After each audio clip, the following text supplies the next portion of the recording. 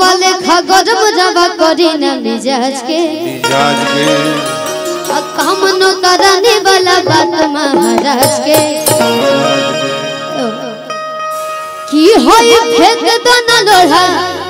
फेंक दो गुस्सा कम करो थोड़ा ए हे देखो तनी ना चूड़ी फूट जाए रंग छूट जाए तो मन रूठ जाए कि तहरा राजा जी के दिलवा टूट जाए कि तहरा राजा जी के दिलवा टूट जाए तहरा राजा जी के दिलवा टूट जाए हवाले खबर बराबर करी न मिजाज के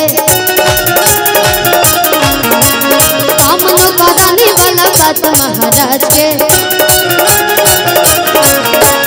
हवाले खबर बराबर करी न मिजाज के काम न कराने वाला बात महाराज के होई फेंक दो न लोढ़ा फेंक दा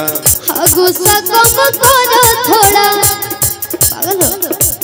चूड़ी फूट जाए रंग छूट जाए मन रूठ जाए तारा राजा जी के दिलवा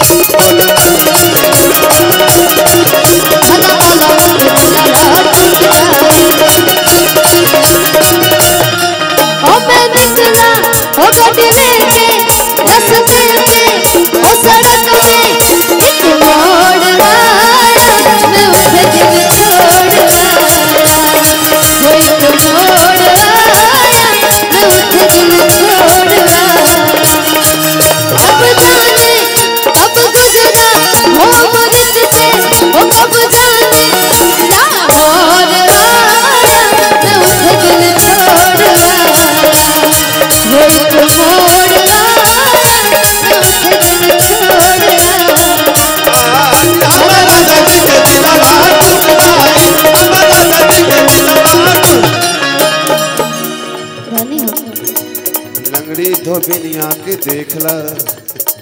किरसियालू कहे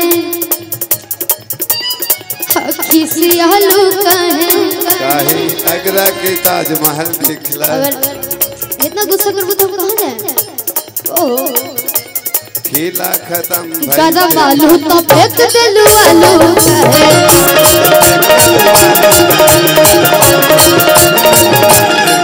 औरतें कहती है कि हमसे भइल बाटे भारी धोखा धोबिनिया के देखला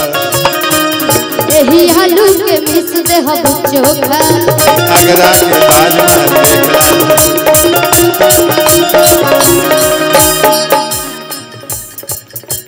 कि होई फेंक दो न लोढ़ा फेंक दा गुस्सा कम करो थोड़ा चूड़ी फूट जाए रंग छूट जाए मन रूठ जाए